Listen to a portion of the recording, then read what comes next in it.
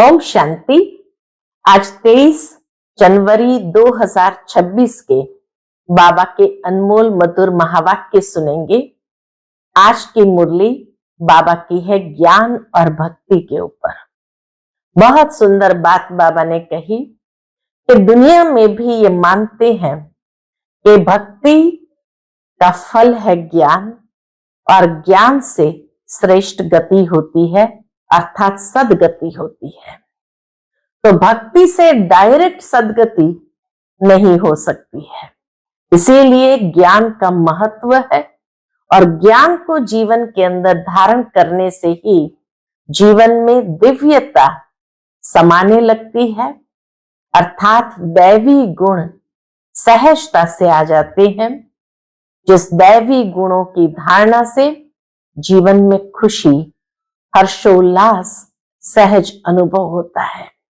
तो इसीलिए बाबा कहते तुम बच्चों को ज्ञान की धारणा से अपने जीवन को दिव्य गुणों से भरपूर करना है। तो सुनते हैं आज के बाबा के अनमोल मधुर महावाक्य। ओम शांति।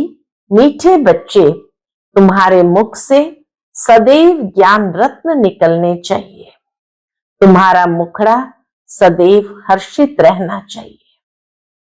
जिनके पास ज्ञान का धन है उसके पास ही खुशी है। आज की मुरली से प्रश्न है, जिन बच्चों ने ब्राह्मण जीवन में ज्ञान की धारणा की है उनकी निशानी क्या होगी? उत्तर है, पहली निशानी उनकी चलन देवताओं मिसल होगी। ज्ञान से व्यक्ति के जीवन के अंदर सभ्यता आती है और सभ्यता अर्थात रॉयल्टी, शालीनता। तो देवताओं मिसल चलन होगी, उनमें दैवी गुणों की धारणा होगी। दूसरा, उन्हें ज्ञान का विचार सागर मंथन करने का अभ्यास होगा। वे कभी आसुरी बातों का अर्थात किचड़े का मंथन नहीं करेंगे। तीसरी बात, उनके जीवन से गाली देना और ग्लानि करना बंद हो जाता है। और चौथी बात, उनका मुखड़ा सदा हर्षित रहता है। ओम शांति। बाप बैठ समझाते हैं ज्ञान और भक्ति के ऊपर। यह तो बच्चे समझ गए हैं कि भक्ति से सदगति नहीं होती है, सदगति होती है ज्ञान से। इसीलिए कहा जाता है भक्ति का फल ज्ञान है। और सतयुग में भक्ति होती नहीं, ज्ञान भी सतयुग में मिलता नहीं। सतयुग त्रेता में न ज्ञान है न भक्ति है। श्री कृष्ण न भक्ति करते हैं न ज्ञान की मुरली बजाते हैं। मुरली माना ही ज्ञान देना, गायन भी है ना मुरली में जादू। तो जरूर कोई जादू होगा ना। सिर्फ मुरली बजाना वह तो कॉमन फकीर लोग भी बजाते रहते हैं। इस मुरली में ज्ञान का जादू है। मुरली अर्थात जिसमें मधुरता समाई हुई हो, तो ज्ञान से ही मधुरता जीवन में घुल जाती है, उसी से जादू होता है। अर्थात जैसे जादुई कार्य करता है, तब कहा जाता इस मुरली में, ज्ञान की मुरली में है जादू। अज्ञान को जादू तो नहीं कहेंगे, मुरली को जादू कहते हैं। मनुष्य से देवता बनते हैं ज्ञान से। जब सतयुग है तो इस ज्ञान का वर्षा है, वहां भक्ति होती नहीं। भक्ति होती है द्वापर से, जबकि देवता से मनुष्य बन जाते हैं। मनुष्य को विकारी, देवताओं को निर्विकारी कहा जाता है। देवताओं की सृष्टि को पवित्र दुनिया कहा जाता है। अभी तुम देवता बन रहे हो। ज्ञान किसको कहा जाता है? एक तो स्वयं की व बाप की पहचान, और फिर सृष्टि के आदि मध्य अंत की नॉलेज को ज्ञान कहा जाता है। आत्मा का यथार्थ परिचय, परमात्मा का यथार्थ परिचय और सृष्टि चक्र का आदि मध्य अंत का ज्ञान, उसको ज्ञान कहा जाता है। ज्ञान से होती है सदगति, फिर भक्ति शुरू होती है तो उतरती कला कहा जाता है, क्योंकि भक्ति को रात, ज्ञान को दिन कहा जाता है। भक्ति रात में ही की जाती है, जागरण भी रात में ही किया जाता है। ज्ञान जहां है, ज्ञान माना प्रकाश, तो प्रकाश माना दिन। तो भक्ति को रात, ज्ञान को दिन कहा जाता है। ये तो कोई की भी बुद्धि में बैठ सकता है, परंतु दैवी गुण धारण नहीं करते हैं। दैवी गुण हो तो समझा जाए ज्ञान की धारणा है। जिसके अंदर दैवी गुण है तो समझा जाता ज्ञान की धारणा है। ज्ञान की धारणा वालों की चलन देवता मिसल होती है, कम धारणा वाले की चलन मिक्स रहती है। धारणा नहीं तो गोया वो बच्चे ही नहीं। मनुष्य बाप की कितनी ग्लानि करते हैं। ब्राह्मण कुल में आते हैं तो गाली देना, ग्लानि करना बंद हो जाता है। जैसे जैसे ज्ञान का प्रकाश आया तो गाली देना यानी असभ्यता जीवन से मिटने लगती है। तो ब्राह्मण कुल में आते हैं तो गाली देना, ग्लानि करना बंद हो जाता है। तुमको ज्ञान मिलता है, उस पर अपना विचार सागर मंथन करने से अमृत मिलेगा। विचार सागर मंथन ही नहीं करते तो बाकी क्या मंथन होगा? आसुरी विचार, उनसे किचड़ा ही निकलेगा। या तो ज्ञान का मंथन होगा या तो अज्ञान का मंथन होगा। और अज्ञान का मंथन अर्थात आसुरी विचार यानी किचड़े का मंथन, तो उनसे किचड़ा ही निकलेगा। अभी तुम ईश्वरीय स्टूडेंट हो, जानते हो मनुष्य से देवता बनने की पढ़ाई पढ़ रहे हैं। देवताएं ये पढ़ाई नहीं पढ़ाएंगे। आध्यात्मिक ज्ञान देवताएं नहीं पढ़ाते। देवताओं को कभी ज्ञान का सागर नहीं कहा जाता है। ज्ञान का सागर तो एक को ही कहा जाता है। दैवी गुण भी ज्ञान से धारण होते हैं। ये ज्ञान जो तुम बच्चों को अभी मिलता है, ये सतयुग में नहीं होता है। इन देवताओं में दैवी गुण है। तुम महिमा भी करते हो सर्वगुण संपन्न, 16 कला संपूर्ण, तो अभी तुमको ऐसा बनना है। अपने से पूछना चाहिए, हमारे में सब दैवी गुण है या कोई आसुरी अवगुण भी है? अगर आसुरी अवगुण है तो उनको निकाल देना चाहिए, तब ही देवता कहेंगे, नहीं तो कम दर्जा पा लेंगे।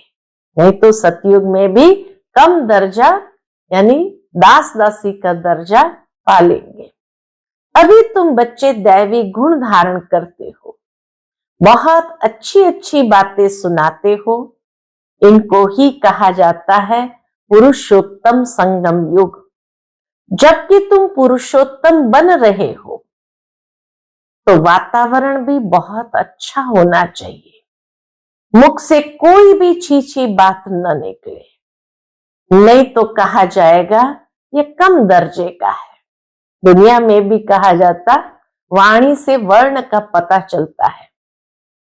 जिस तरह की बोली बोलता है, वाणी निकलती है, उसी से पता चलता है कि ये किस कुल का है। देवता कुल का है, क्षत्रिय कुल का है, वैश्य कुल का है या शूद्र कुल का है। तो इसीलिए बाबा कहते हैं अगर वाणी ठीक नहीं, छीछी बातें निकल रही हो तो कहा जाएगा ये कम दर्जे का है। बोल चाल और वातावरण से झट पता पड़ जाता है। तुम्हारा मुखड़ा सदैव हर्षित होना चाहिए, नहीं तो उनमें ज्ञान नहीं कहा जाएगा। मुख से सदैव रत्न निकले। बाबा कहते भगवान के बच्चे हो तो मुख से सदैव रत्न निकले। ये लक्ष्मी नारायण देखो कितने हर्षित मुख है। इन्हों की आत्मा ने ज्ञान धारण किए थे। लक्ष्मी नारायण की आत्मा ने ज्ञान धारण किए थे। मुख से सदैव ज्ञान रत्न निकलते हैं। रत्न ही सुनते सुनाते कितनी खुशी रहती है। ज्ञान रत्न जो अभी तुम लेते हो, फिर ये सभी हीरे जवाहरत बन जाते हैं। ज्ञान से ही व्यक्ति के जीवन के अंदर समृद्धि आती है। इसीलिए बाबा कहते यहाँ ज्ञान धारण करते हो और सतयुग में वह समृद्धि बन जाती है।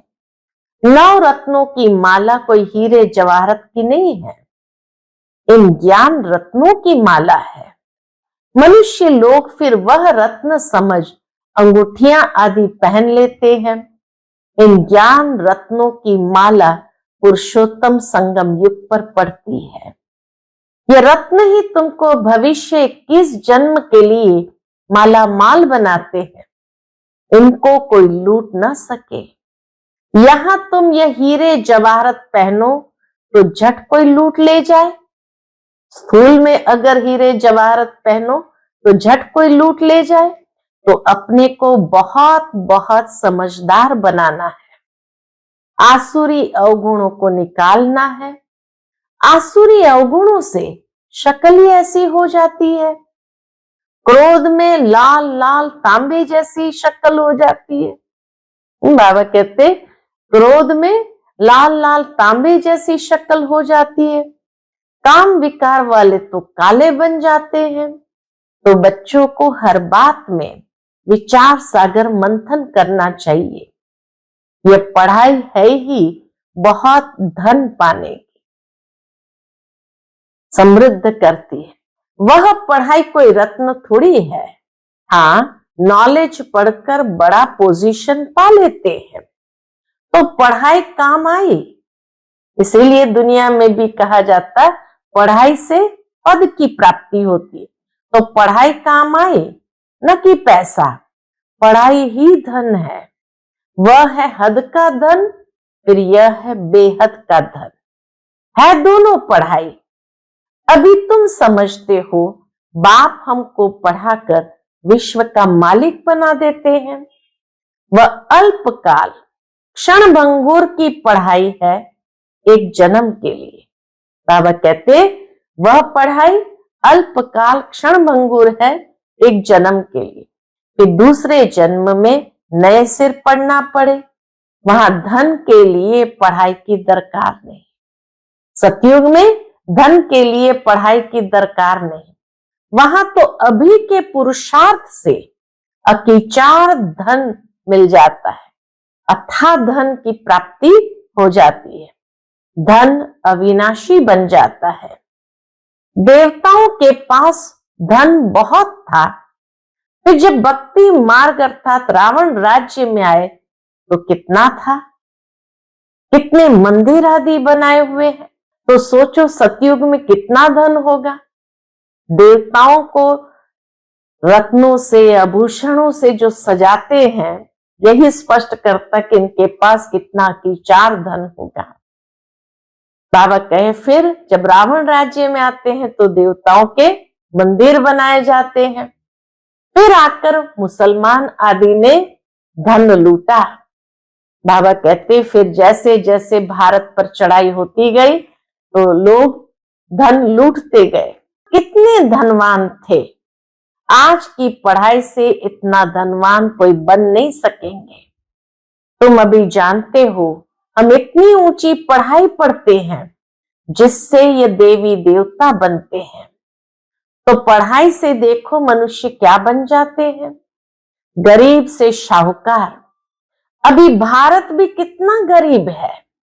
शाहूकारों को तो फुर्सत ही नहीं है, अपना अहंकार रहता है, मैं फलाना हूं। इसमें अहंकार आदि मिट जाना चाहिए। ज्ञान से तो विनय आता है, विवेक जागृत होता है। ज्ञान से कभी अहंकार नहीं आता है। अहंकार अज्ञान का प्रतीक है।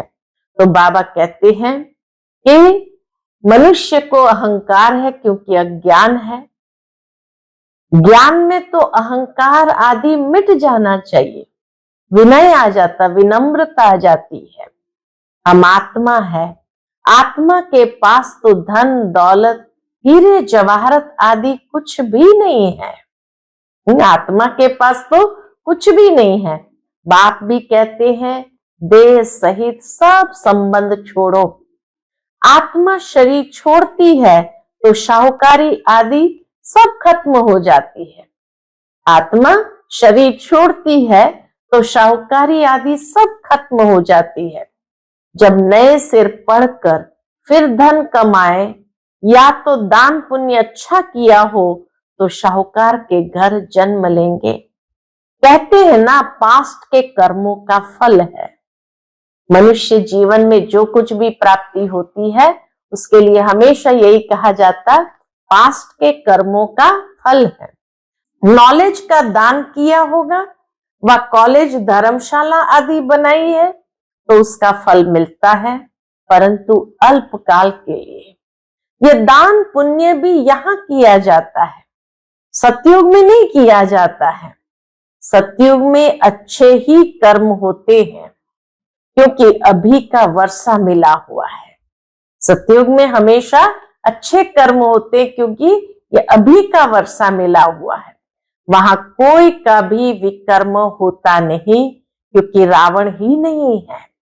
गरीबों का भी विकर्म नहीं बनेगा। यहाँ तो शाहूकारों के भी विकर्म बनते हैं, तब तो ये बीमारियां आदि दुख होते हैं। वहां विकार में जाते ही नहीं तो विकर्म कैसे बनेंगे? सतयुग में विकर्म नहीं बनेंगे।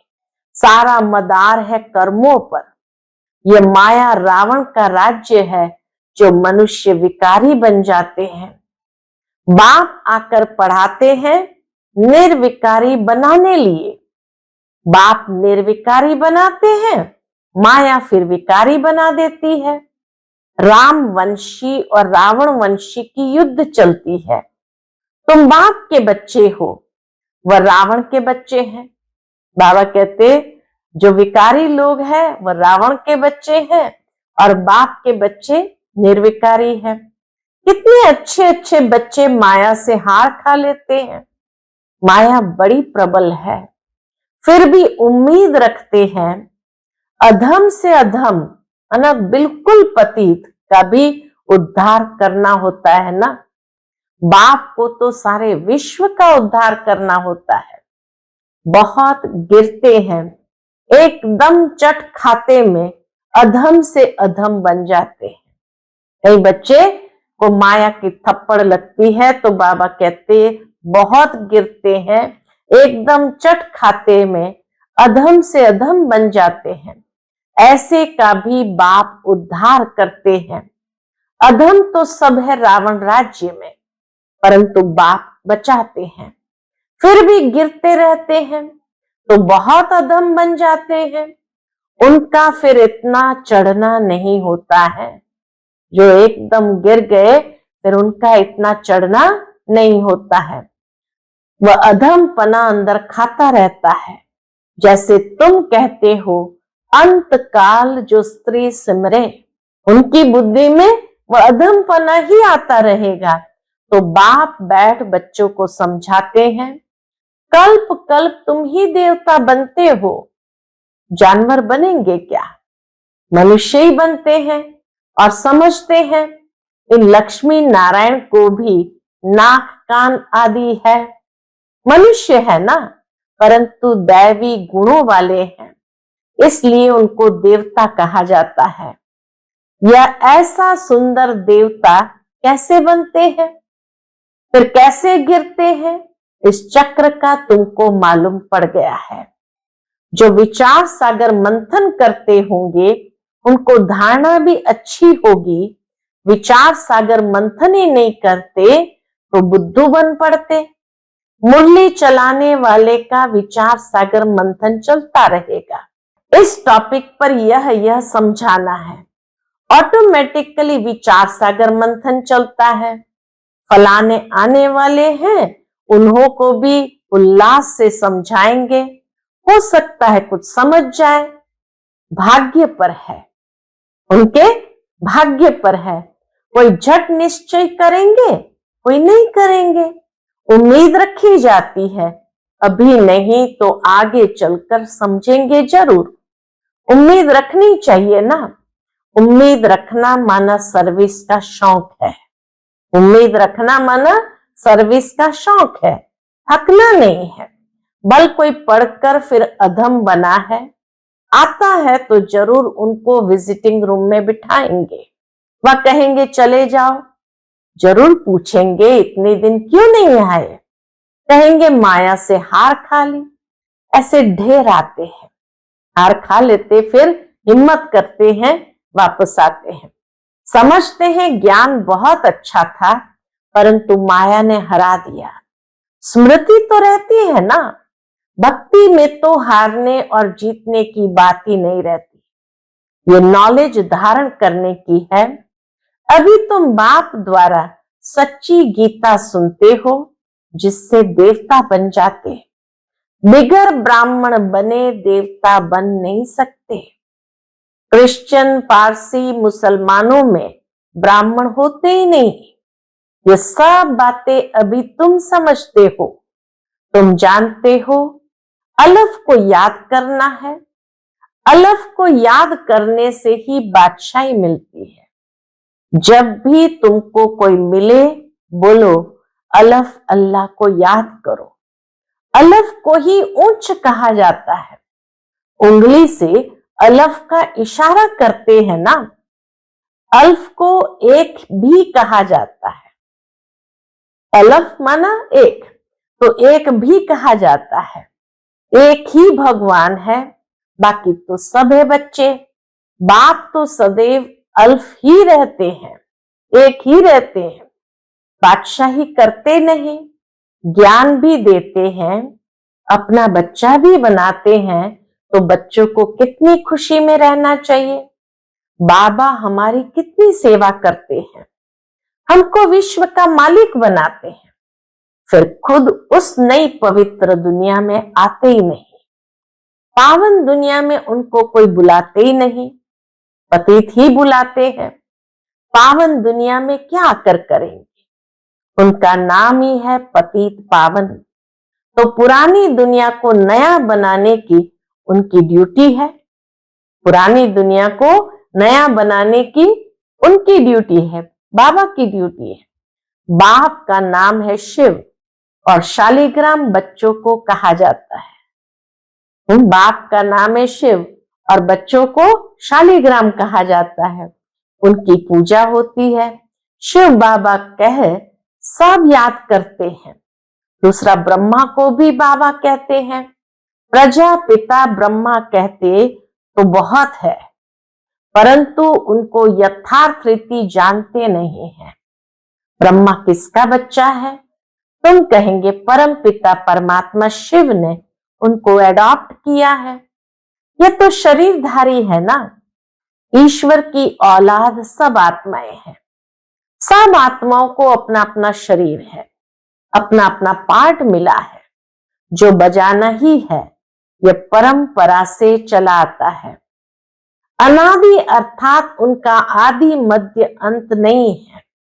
मनुष्य सुनते हैं, एंड होती है तो फिर मूंझते हैं कि फिर बनेंगे कैसे। बाप समझाते हैं ये अनादि है, कब बने हैं ये पूछने का नहीं रहता। प्रलय होती ही नहीं, यह भी कपूड़ा लगा दिया है। थोड़े मनुष्य हो जाते हैं, इसलिए कहा जाता है जैसे प्रलय हो गई। बाबा में जो ज्ञान है वह अभी ही इमर्ज होता है। बाबा में जो ज्ञान है वह अभी ही इमर्ज होता है। इनके लिए ही कहते हैं सारा सागर स्याही बनाओ, जंगलों की कलम बनाओ, धरती का कागज बनाओ, तो भी पूरा नहीं होगा। इतना अथाह ज्ञान है। अच्छा, मीठे मीठे सिकिलते बच्चों प्रति माता पिता बाप दादा का याद प्यार और गुड मॉर्निंग। रूहानी बाप की रूहानी बच्चों को नमस्ते। हम सब रूहानी बच्चों की रूहानी माता पिता बाप दादा को याद प्यार गुड मॉर्निंग। और नमस्ते नमस्ते, शुक्रिया बाबा, शुक्रिया। आज की मुरली से धारणा के लिए मुख्य सार है, पहली पॉइंट, अपने हर्षित मुखड़े से बाप का नाम बाला करना है। ज्ञान रत्न ही सुनने और सुनाने हैं। गले में ज्ञान रत्नों की माला पड़ी रहे। आसुरी अवगुणों को निकाल देना है। दूसरी पॉइंट, सर्विस में कभी थकना नहीं है। उम्मीद रख शौक से सर्विस करनी है। बाबा कहते सर्विस में थकना नहीं, उम्मीद रख शौक से सर्विस करनी है। विचार सागर मंथन कर उल्लास में रहना है। आज का बाप दादा का मधुर वरदान हम बच्चों के प्रति है, कंफ्यूज होने के बजाय लूज कनेक्शन को ठीक करने वाले समस्या मुक्त भव। कंफ्यूज होने के बजाय लूज कनेक्शन को ठीक करने वाले समस्या मुक्त भव। सभी समस्याओं का मूल कारण कनेक्शन लूज होना है। सिर्फ कनेक्शन को ठीक कर दो तो सर्व शक्तियां आपके आगे घूमेगी। यदि कनेक्शन जोड़ने में 1-2 मिनट लग भी जाते हैं तो हिम्मत हार कर कंफ्यूज न हो जाओ। निश्चय के फाउंडेशन को हिलाओ नहीं। मैं बाबा का, बाबा मेरा, इस आधार से फाउंडेशन को पक्का करो तो समस्या मुक्त बन जाएंगे। आज का स्लोगन है, बीज रूप अवस्था में स्थित रहना है। यही पुराने संस्कारों को परिवर्तन करने की विधि है। बीज रूप अवस्था में स्थित रहना, यही पुराने संस्कारों को परिवर्तन करने की विधि है। आज का अव्यक्त इशारा, इस अव्यक्ति मास में बंधन मुक्त रह जीवन मुक्त स्थिति का अनुभव करो। उसके अंतर्गत बाबा कहते, जब सेवा में व अपने पुराने संस्कारों को परिवर्तन करने में सफलता नहीं मिलती है तो कोई न कोई विघ्नों के वश हो जाते हो, फिर उनसे मुक्त होने की इच्छा रखते हो, लेकिन बिना शक्ति के ये इच्छा पूर्ण नहीं हो सकती। इसीलिए अलंकारी रूप बनो, शक्ति रूप धारण करो तो बंधन मुक्त हो जाएंगे। अलंकारी रूप बनो, शक्ति रूप धारण करो तो बंधन मुक्त बन जाएंगे। अच्छा, ओम शांति।